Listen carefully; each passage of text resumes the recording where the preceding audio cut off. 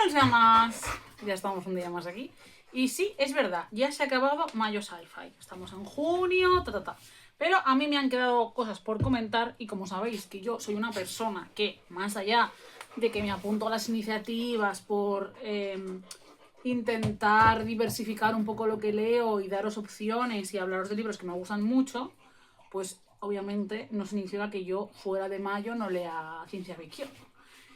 Y salieron algunos temas interesantes el mes pasado. Sé que seguramente la ciencia ficción no es el género que más leáis en este canal, pero me parecía interesante hablar de ello. Y una cosa que se quedó ahí como esperando fue el tema de los space opera, que como os dije es de mis... O sea, si tengo que decir de las novelas sci-fi qué es lo que más me gusta, son las distopías y los space opera. Entonces, ya hicimos un vídeo especial de distopías, que si no lo habéis visto todavía, lo tenéis en el canal. La verdad, está muy bien, está chulo. Hablo un poco de distopías que me han gustado y que recomiendo de diferentes tipos. Y luego hablo, al final de todo, de las que tengo pendientes, ¿no?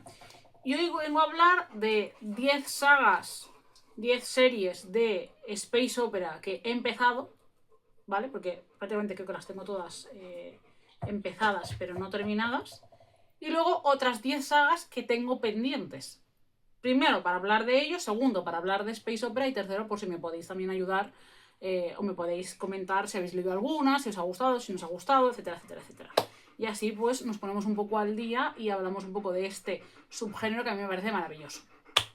A ver, una cosa está clara y es que yo siento que me encantan los space opera o disfruto muchísimo los space opera porque yo soy una persona que se crió en su final de infancia e inicio de adolescencia viendo TV3 con Stargate, Star Trek y Farscape. Entonces, claro, en esa época en la que las series de ciencia ficción del estilo estaban a la orden del día, pues yo creo que me llegaron de una manera y consiguieron atraparme de una manera que eso ha hecho que con los años sea uno de los subgéneros que yo más disfruto en ciencia ficción.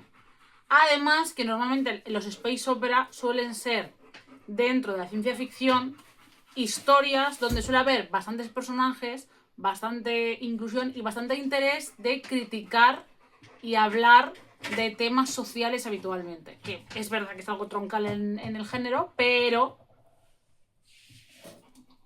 ¿Puede dejar usted de ser tonto perdido? Gracias. Ay, Dios mío. Perdón. Si bien es cierto que es algo troncal del género, pues a mí personalmente me gusta mucho leerlo en space opera. Entonces, vamos a hablar un poco de algunas series que me han gustado mucho, también hablaros de pues, en qué punto estoy, si las estoy siguiendo, si las he abandonado, si estoy living, si me han gustado más, me han gustado menos, etcétera, ¿vale? Y así pues comentamos, ¿bien? Entonces, hay que empezar por el principio, ¿vale? Porque es importante empezar por el principio. Si yo me pongo a pensar en mí misma hace 15, 20 años, la Neus adolescente, yo creo que la primera saga, el primer gran space opera que yo me bebí, que disfruté muchísimo, y que viene también de haber visto la serie cuando era yo pequeña, sin saber qué era exactamente hasta que lo pude encontrar años después, fue Dune de Frank Herbert. Yo os lo he contado alguna vez que yo tendría unos 6 o 7 años, no más, cuando una tarde en casa, de fin de semana, mis padres haciendo zapping, encontramos o salió la serie antigua de Dune. Y yo me enamoré. A mí el tema este de Arrakis, los gusanos de arena, los ojos azules, la especia, todo esto me pareció chulísimo. Y se quedó en mi retina porque estuve años intentando, o sea, yo cuando veía gente, le pregunté a mí, recuerdo que siendo pequeña le pregunté a mis profesores, le pregunté a gente en plan, oye, otro día en la tele dieron una peli del espacio con unas de estos y la gente, pues será Star Wars, pues no sé qué, y era como, no. Y ya era yo bastante más mayor, igual pasaron 6 o 7 años, cuando yo conseguí saber que los gusanos de arena que yo buscaba, que yo tenía el recuerdo, era Dune. Entonces yo lo que hice cuando me enteré fue ir a la biblioteca y coger Dune. Y yo me leí Dune. Y a mí me gustó mucho Dune y le tengo mucho cariño. Sí es cierto que cuando hicieron esta reedición ilustrada no hace mucho, a raíz también que ahora saliera la pelis y tal, yo me lo releí, me gustó, creo que tiene cosas bastante interesantes, pero es un poco tochal y es un poco cansino para según quién. Es decir, yo entiendo que Dune no sea una obra que le guste a todo el mundo.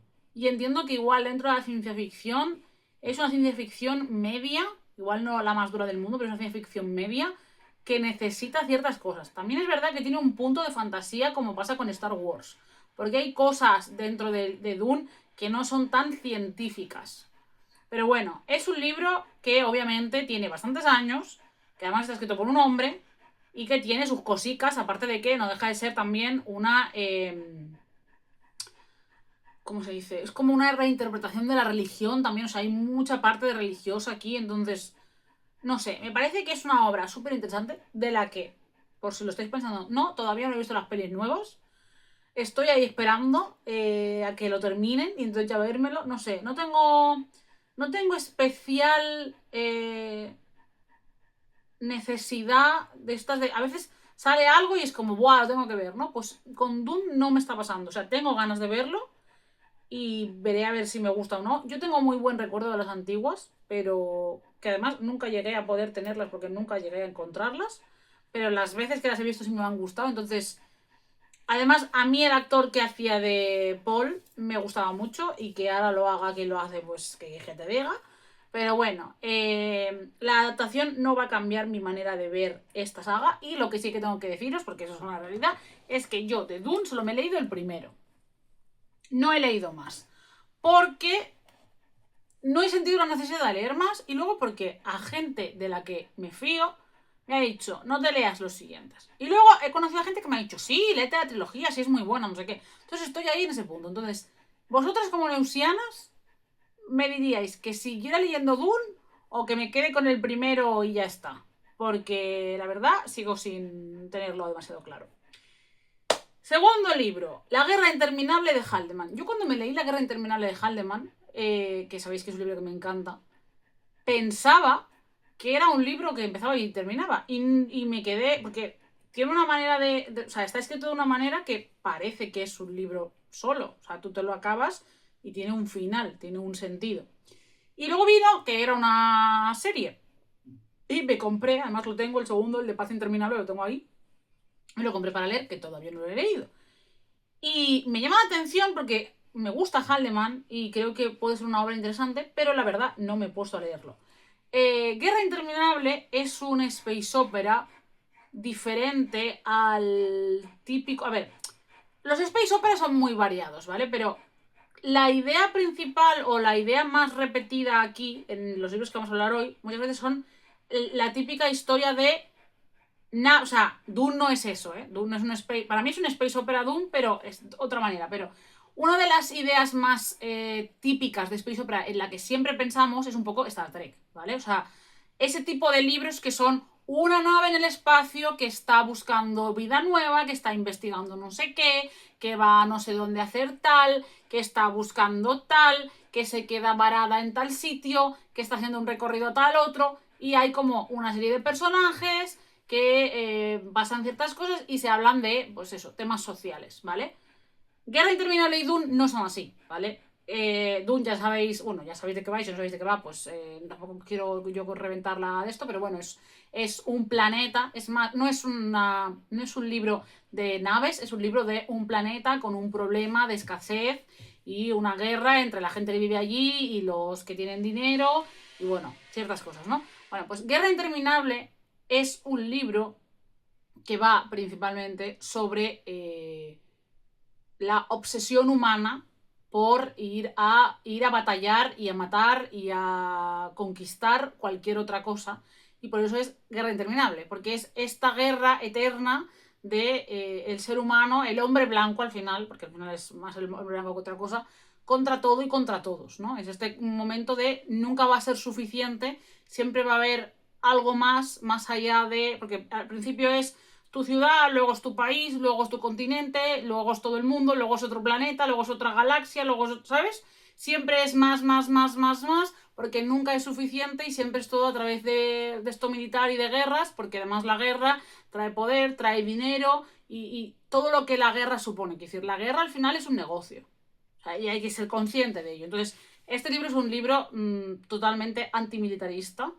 Todo lo contrario que Starship Troopers. Starship Troopers, la gente siempre piensa en la película porque es un poco un meme, pero el libro es un libro militarista. Digan lo que quieran. No, es que el autor no pretendía. Sí, sí pretende.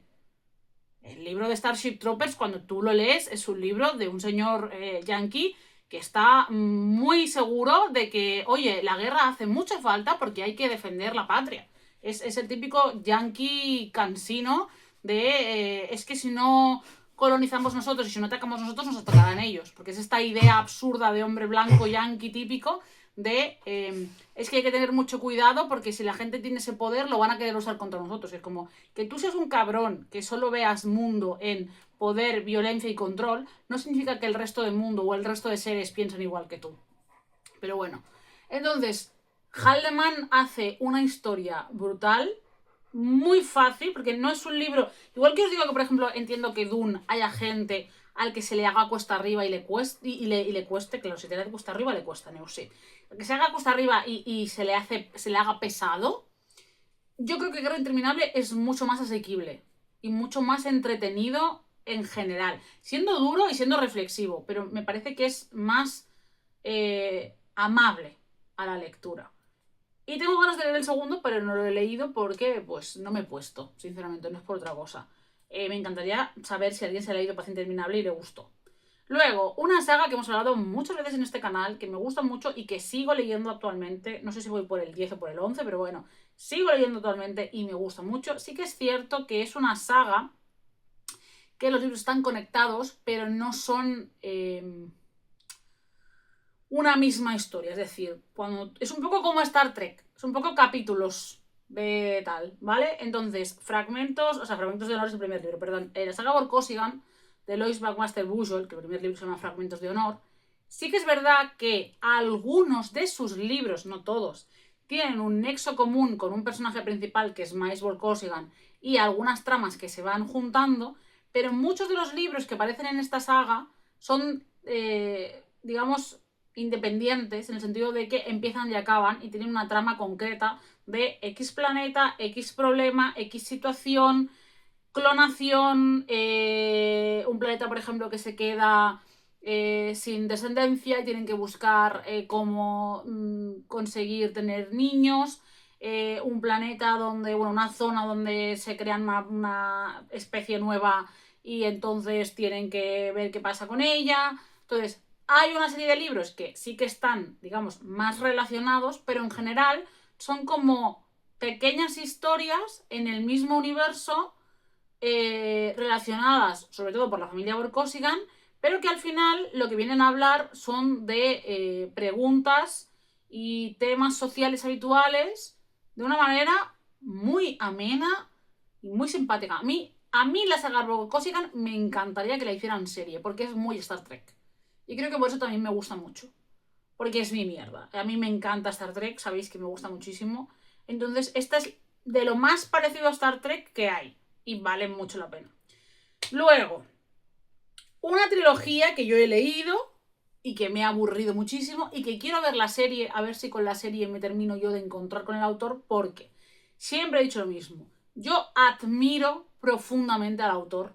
Creo que era una mente absolutamente privilegiada y que nos ha dado en literatura grandes ideas y grandes reflexiones. Pero personalmente opino que era muy mal novelista.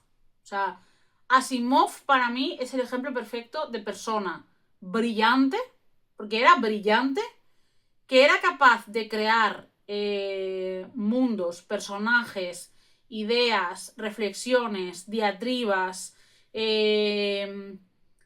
leyes incluso, de una manera única, original, coherente, realista, humana.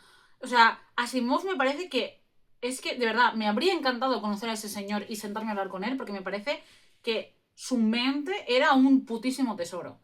Pero para mí, Asimov es el ejemplo perfecto de alguien que es muy bueno y que tiene muy buenas ideas, pero que no sabe trasladarlas bien a lo que es una novela. Y a mí, con la trilogía de Fundación Imperio, me pasó eso. Creo que es una trama muy interesante, creo que pone unas bases muy potentes, como hace, por ejemplo, con la inteligencia artificial, muy interesantes en la ciencia ficción, pero en mi pensamiento no sabe novelar bien. Se hace aburrido, se hace denso, se hace repetitivo, a veces sobreexplica cosas, a veces no les explica como debes, a veces es tan técnico que no te enteras de una puta mierda. Y los personajes, que son los que tienen que llevar la historia, no están bien definidos, la trama se hace, no sé. Yo con Asimov me canso. Y mira que me la leí, O sea, por mis cojones que me la terminé, pero me canso.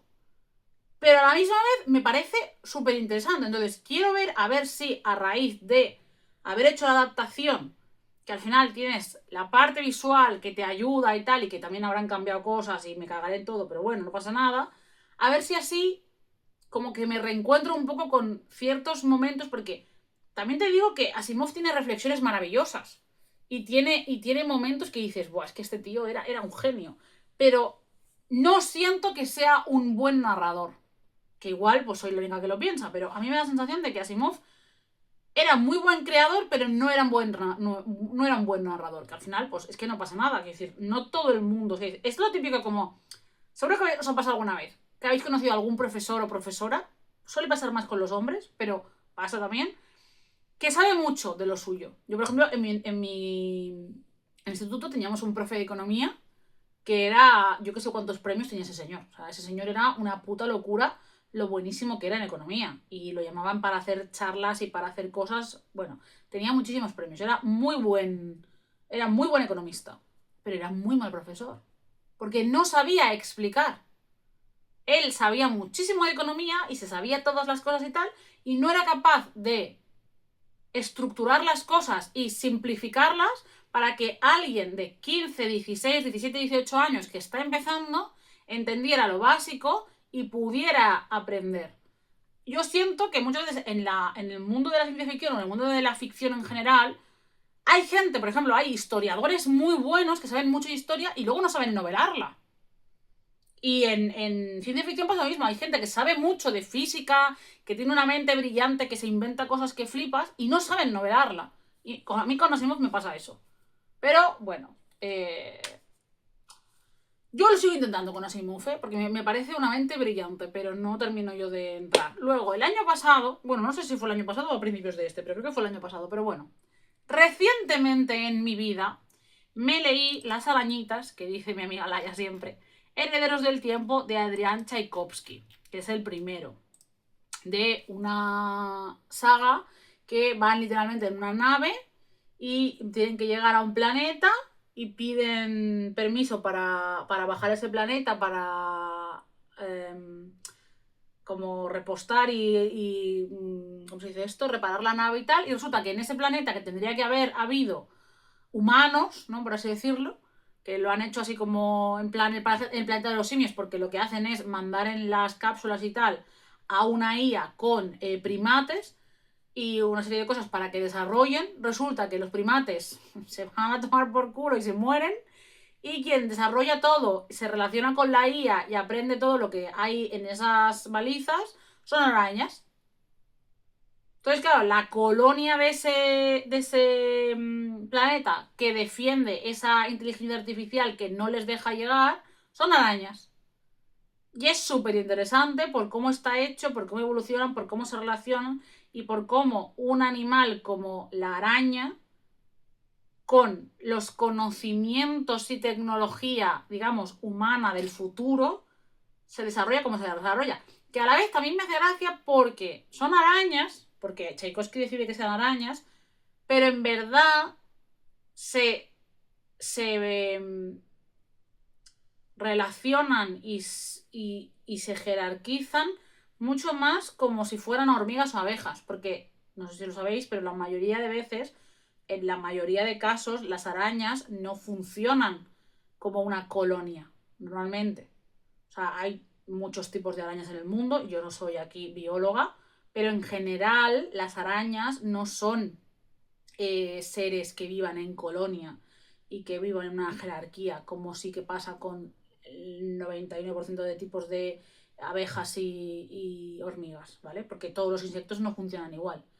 Entonces, me llamó la atención porque siento, de alguna manera, no sé si lo veis así, no sé si lo habéis leído, el libro me gustó, está guay, pero siento de alguna manera que Tchaikovsky hace un libro de hormigas realmente, porque se comportan como una colonia de hormigas, pero pone arañas porque, de alguna manera, si lo piensas, humanamente hablando, es mucho más fácil sentir empatía, cariño y afecto hacia las hormigas. Es un animal que, históricamente hablando, aunque no tengamos nada que ver, hay como muchos símiles y muchas cosas que hemos cogido, y hay películas y tal, y es un animal que a la gente no le suele dar miedo, no le suele dar asco. No solemos tener una relación negativa hacia las hormigas, pero sí hacia las arañas. Entonces yo creo que Tchaikovsky elige las arañas a posta para que un animal que es prácticamente una de las fobias más grandes de la Tierra consiga que empatices con ellos, los entiendas, los quieras proteger siendo arañas, pero tal y como se comportan, hay una parte de mí que tenía como un tic de esto no son arañas, son hormigas. Por su estructura, que no digo que unas arañas no se puedan comportar así, porque además yo no soy bióloga y yo no lo sé. Pero la idea que solemos tener, y bueno, y cuando tú las ves en cualquier sitio, las hormigas siempre son colonias. O sea, tú ves una hormiga y son colonias, siempre son colonias. Sean más currantes, sean asesinas, sean no sé qué, siempre son su de esto, su separación, su reina, su tal. Las arañas no son así. Es que no, entonces claro, había una parte de mí que era como, estos son hormiguitas, pero bueno. Pero vamos, que me ha gustado y quiero leer el segundo. Me parece que es una trama muy interesante y que es una space opera más de... porque, a ver, tienes la parte de los tripulantes y la gente que está en la nave y tienes la parte del planeta, ¿no? Las dos. Y es una historia, pues eso, para empatizar con los bichitos, también para ver ciertas cosas de la humanidad y luego, obviamente, para pensar qué va a pasar, porque ahora en el segundo yo la verdad estoy bastante interesada de ver qué pasa. Pero bueno, no sé si habéis leído a Tchaikovsky, si habéis leído, decidme. Un libro que leí hace bastante tiempo, y juraría que me he leído ya, no sé si son 2 o 3 de esta saga, es Hyperion, de Dan Simmons.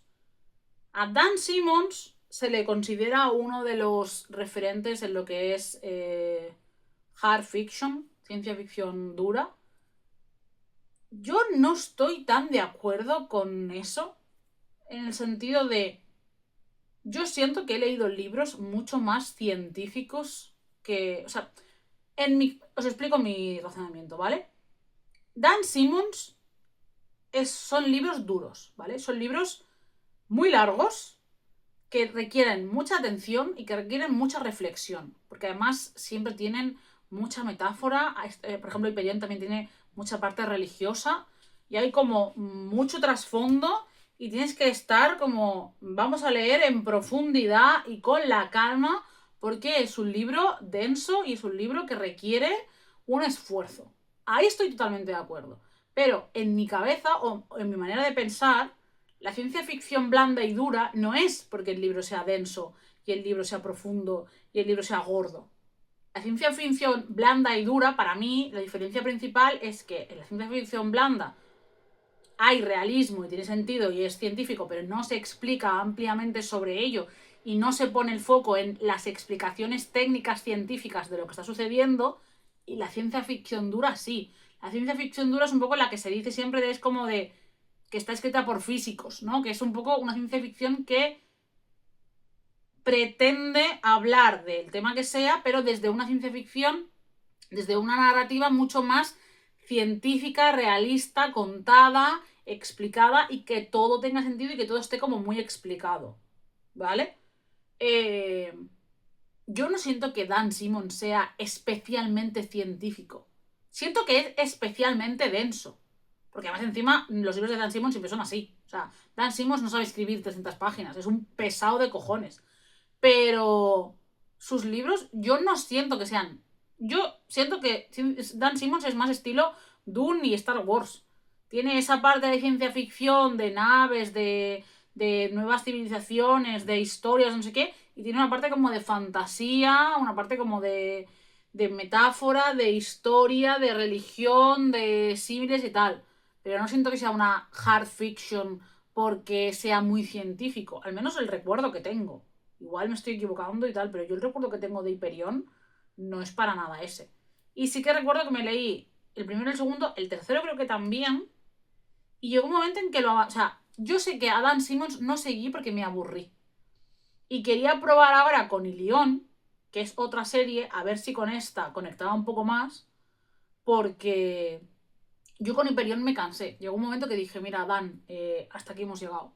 Muy señor, muy mismo tipo de pajas filosóficas de siempre, y es como...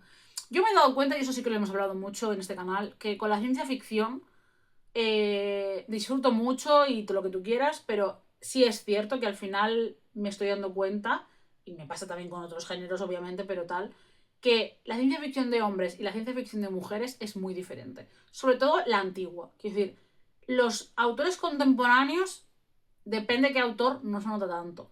Pero la ciencia ficción de los 50, 60, 70, 80, escrita por mujeres, escrita por hombres, hostia puta. Hostia puta. Y Dan Simmons se nota mucho que es un señor, que es un hombre y que le gusta escucharse a sí mismo. Y me cansé. Entonces, igual leo y León, igual no. Luego, hace ya unos años que leí Justicia Auxiliar de Anne Leckie. Y la verdad me gustó bastante. Creo que es un libro bastante interesante y bastante profundo sobre el tema a tratar. Porque al final son estos space opera que hablan de la realidad, de las personas, de los futuros, de las inteligencias artificiales y demás. Y de quiénes somos. Y creo que lo lleva bastante bien. Lo que pasa es que no terminé de engancharme y por eso no continué. Pero lo tengo apuntado porque sí que quiero seguir. Pero creo que además, sin lugar a dudas, las mujeres en la ciencia ficción siempre se han atrevido a hablar de temas a los que los hombres se la ha pelado muchísimo. Y esto obviamente en la narrativa, en la fantasía y en los demás temas también pasa, ¿no? Pero en sci-fi yo siento que se nota mucho más. Porque ellos... es que solo hace falta ver los premios Hugo. Tú te vas a ver los premios Hugo y los libros de hombres en general suelen ir mucho más hacia una reflexión como más general, la humanidad, la violencia, la fe, ¿no? Es como mucho más genérico todo. Y ellas siempre suelen ir mucho más a discriminación, minorías, problemas, género, que ellos como que, ¿para qué vamos a hablar de esto si nos importa tres pingos? ¿Sabes? Entonces está ahí. Luego, como todo en la vida, un libro que me trae mucha controversia y muchas ideas encontradas, y siempre lo digo, y por eso no he seguido con la saga y no sé si algún día seguiré. Yo leí hace ya muchos años el juego de Ender de Orson Scott Card, ¿vale? Y no tengo por qué mentirle a nadie, a mí este libro me gustó mucho. Siento que es un libro que es muy interesante. Además, yo como persona de altas capacidades me sentí muy identificada en algunas cosas y muy preocupada también en otras. Creo que es un libro que está muy bien. O sea, siento que tiene sus cosas, como todos los libros, pero siento que es un libro que está muy bien y que te pone en una situación muy jodida, porque al final Ender es un niño. Es un niño que solo quiere ser él y que toda su vida se basa en ser mejor y hacerlo mejor y mejorar y evolucionar y ser más y cumplir y no decepcionar y tal. Y al final es utilizado, es una persona simplemente utilizada por todos, como todos esos niños, porque al final son todos niños listísimos a los que están utilizando. Entonces son un montón de críos a los que están utilizando, a los que les están mintiendo, a los que están llevando a la guerra sin explicarles realmente lo que está pasando, sin darles contexto, sin dejarles decidir sobre absolutamente nada. Y no sé, a mí me gustó mucho. O sea, es que no puedo decir otra cosa. Entonces, me gustó un montón. El final me parece que te quedas a cuadros y te deja como muy roto. Y a mí me apeteció seguir leyendo. Lo que pasó fue que yo leí el juego de Ender y no mucho después, igual un par de años después, no más. Porque claro, yo en aquella época pues igual lo leí, me gustó, pero tampoco fue lo que más me gustó del mundo. Y no mucho después empezó a salir pues informaciones de cómo era Orson Scott Card, de quién era Orson Scott Card, de que financiaba procesos y sitios de conversión y de... ¿Cómo se llama esto? Es que no recuerdo cómo lo llaman en Estados Unidos. Pero bueno, los típicos centros y los típicos campamentos para que vuelvas a ser hetero porque en verdad estás enfermo, ¿sabes? Es una persona abiertamente homófoba y abiertamente republicana. Y claro, cuando te enteras de todo esto, yo entiendo, ¿vale? Yo entiendo que hay gente, entiendo, pero también te digo, no comparto. Pero yo entiendo que hay gente a la que le da igual, a la que dice, bueno, a mí qué me importa lo que piense o lo que opine fulanito de turno de tal en su vida real. Si yo lo único que hago es consumir. Quiero decir, yo esta discusión la he tenido con mi familia, con amigos y con un montón de gente, ¿vale? Aquí ya sabéis que yo no separo obra de autor. No lo hago. No lo he hecho nunca y no lo haré nunca. O sea, y sé que puede haber gente pensando, bueno, no, pero tú con Harry Potter, sí, yo con Harry Potter no separo obra de autor. O sea, no la separo. Yo no vengo aquí y os digo, a mí me da igual que JK sea una tal. No. Yo vengo aquí y os digo, a mí me duele profundamente que JK sea así, pero yo en este momento de mi vida y con mi situación y con mis recuerdos y con lo que ha supuesto para mí Harry Potter, decido yo que no quiero deshacerme de Harry Potter. Es una elección. No estoy separando obra de autor, no estoy justificando lo que hace JK, no estoy blanqueando lo que esa señora hace, no estoy diciendo de para todos los demás no lo hago, pero con ella hago una excepción. No, no hago una excepción. Esta señora es lo peor. Ya está. No está bien lo que hace, no estoy nada de acuerdo con lo que hace, cualquier cosa que saque ella no va a tener ni un duro mío. Yo hace ya mucho tiempo que hay mucho merchan y muchas cosas de Harry Potter que me gustan y no las compro. Quiero decir, no, yo tomo conciencia de esto y decido. Ahora bien, primero, porque al final ya me cansa también a veces cuando oye según qué gente. Punto número 1, que yo mis libros que tengo hace 25 años, no más. Yo me compré el primer libro que tenía, pues bueno, sí, 25 años, bien, bien. Mis libros de esta saga, que los tengo hace 25 años, ¿va a cambiar en algo que yo los quite de mis estanterías? ¿Va a hacer algo por alguien del colectivo? Que yo de repente done o quite de mi colección todo lo que tengo, ¿va a hacer algo por alguien? Yo creo que no. Yo creo que hace mucho más por el colectivo y hace mucho más por la defensa de los derechos de las personas trans, mi palabra y mi defensa habitual y mi intento todos los días de mi vida de ser buena gente y de tenerlo presente y de hacer lo que pueda, que yo coja esos libros y no los tenga en mi casa. Sinceramente. Que hay gente que por su decisión y por su vida y por su todo ha decidido que no, pues me parece muy bien. Quiero decir, yo respeto que la gente lo tenga o que la gente no lo tenga. Lo que no entiendo es por qué, si una persona no te está justificando lo que hace esa señora, ni te la está blanqueando, ni te está diciendo, bueno, pero tal, simplemente te está diciendo, sí, tienes toda la razón, esta señora es lo peor, pero yo no voy a dejar de leer mis libros de Harry Potter y de ver mis pelis y de tener mis cosas porque a mí me hace feliz y supone una gran parte de mi infancia y de mis recuerdos, y me quedo con eso y me quedo con lo que esos libros representan, que sí son inclusivos y que sí tienen muchas cosas buenas, no entiendo qué problema hay con todo el tema este, ¿sabes? Llega un momento que me cansa.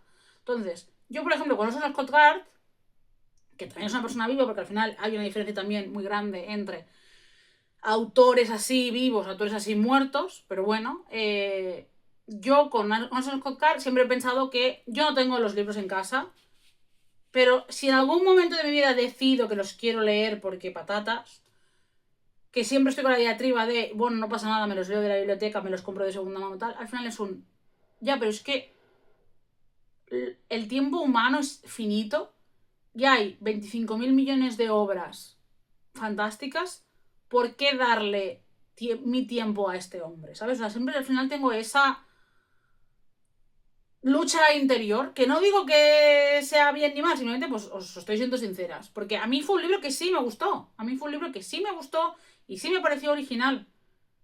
Y sí que me interesó seguir a ver en plan a dónde llegaba esto, pero siempre he tenido ese resquemor de decir, es que no quiero, como me pasa con James Dashner, como me pasa ahora con Neil Gaiman, como me pasa con muchos autores o autoras que me entero de cosas y digo, pues mira, no quiero. Que obviamente, como ya he dicho al principio, hay gente a la que eso le da igual.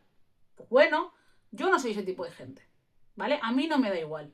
Yo no puedo mirarte con la misma cara o puedo leerte con la misma cara o puedo comprar tus obras con la misma cara si me entero de según qué cosas. No puedo. No soy ese tipo de persona. Entonces, pues tengo estas luchas internas en las que pues a veces decido unas cosas y otras y a veces igual me equivoco. Pues igual me equivoco, soy un ser humano.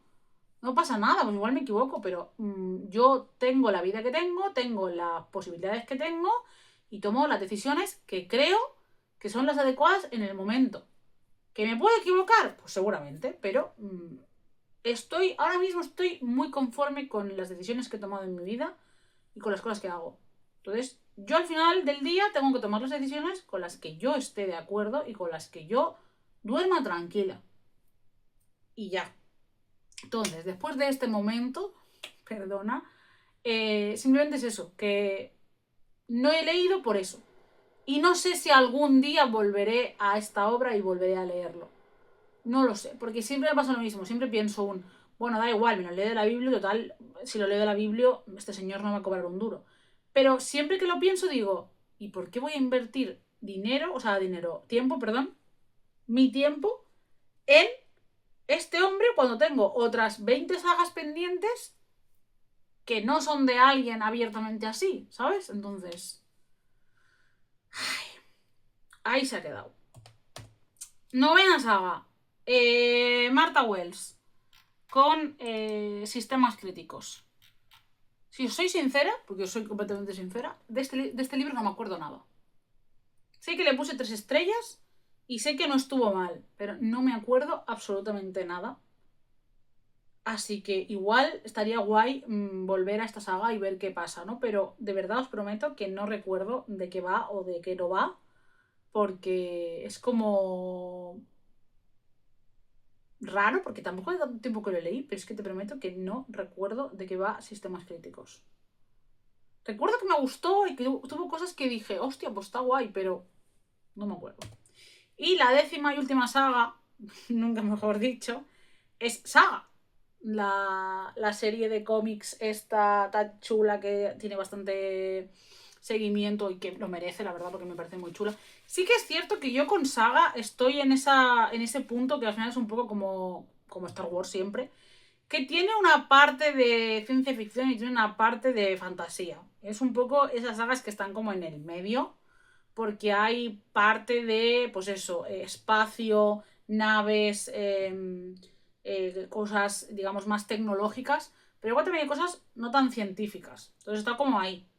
Pero creo que Saga es una historia muy potente, con un dibujo muy bonito, con una evolución y un panel de personajes y de historias y de tramas súper interesante. Que a mí, por ejemplo, me da mucha pena muchas veces cuando se habla de libros de ciencia ficción y fantasía, de estos que están como a medias, que yo muchas veces he visto listas de libros que nunca sale Saga. Yo decía, ¿por qué no ponen Saga? Si Saga me parece que pinta súper bien.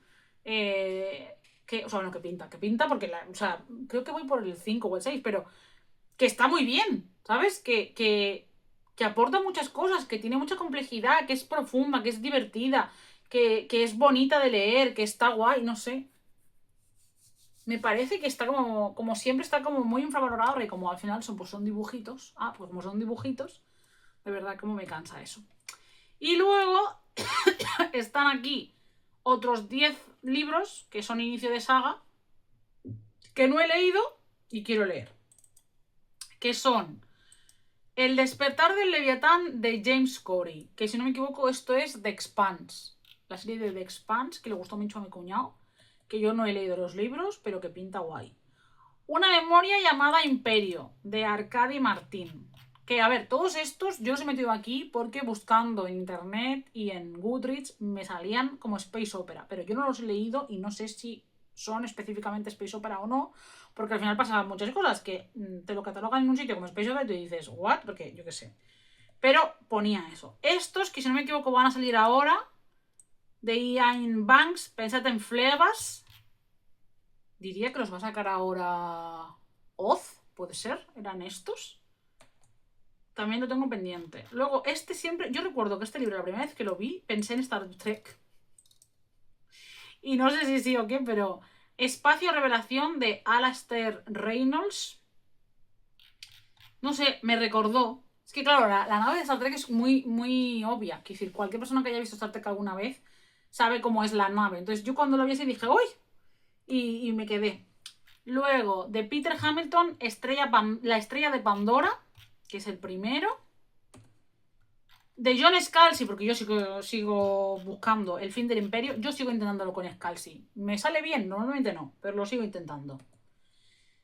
De Alastair Reynolds también, La casa de soles, que pinta estilo. La estación Don Below de CJ Cherry, que fue el Hugo en los 80.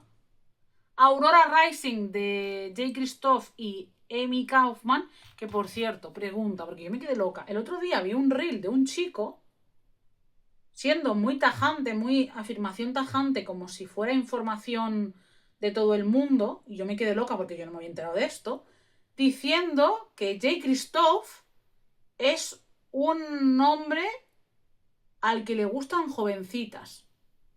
Y como que le gusta recrearse en violencias hacia la mujer y sexualizarlas y no sé qué, y que además es el típico que le gustan las jovencitas. Y yo dije, esto es una apreciación, porque si ha leído algún libro suyo y no le ha gustado y se ha pensado eso, o porque hay información de J. Christoph de la que yo no me he enterado.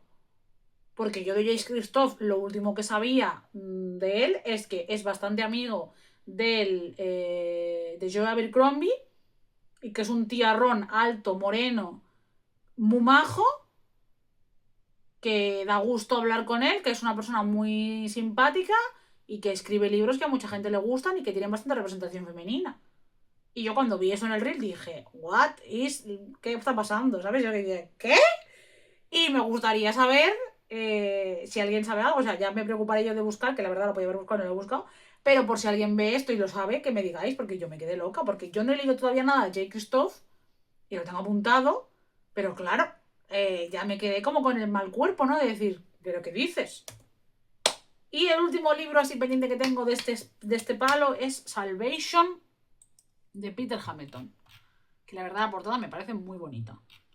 Y nada, esto sería un poco los Space Opera. Un Space Opera que sabéis que me flipa es Panteón, de... ¿Cómo se llama el buen hombre? Ay, si es español. Bueno, ¿sabéis cuál es? Ahora no me va a salir el nombre. ¿Cómo se llama el buen hombre? Pero bueno, que tiene la saga de Caminantes, ha hecho más cosas, ¿no? Pero Carlos Sisi se llama. Bien. Pero bueno, Panteón, por ejemplo, me gusta mucho. A mucha gente le gustan los libros de Cozy Space Opera de la muchacha esta que va a sacar ahora runas. ¿Cómo se llama? Ay, Dios mío, de mi vida, de mi corazón.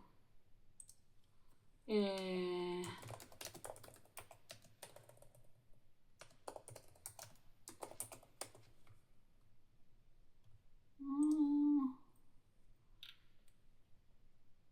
Becky Chambers. Gracias a Dios. Becky Chambers también es típica de Space Opera, quiero decir, hay muchos más autores de Space Opera, pero aquí os he hablado de 10 series igual de las que no hablo tanto, de las que no... Bueno, Fragmentos de Honor, o sea, Borkosigan sí, pero del resto igual no tanto. Pero que quería comentar que las tengo empezadas y otras pues que todavía no he leído. Y nada, que si tenéis recomendaciones de Space Opera o lo que sea, pues me decís. Y que espero que estéis muy bien, que os estéis cuidando, que se os quiere mucho. Como digo, yo siempre estoy delante de sangre. Y que me duele la segunda gente, manda bien, tengo que poner santo y se me frío. Ya no.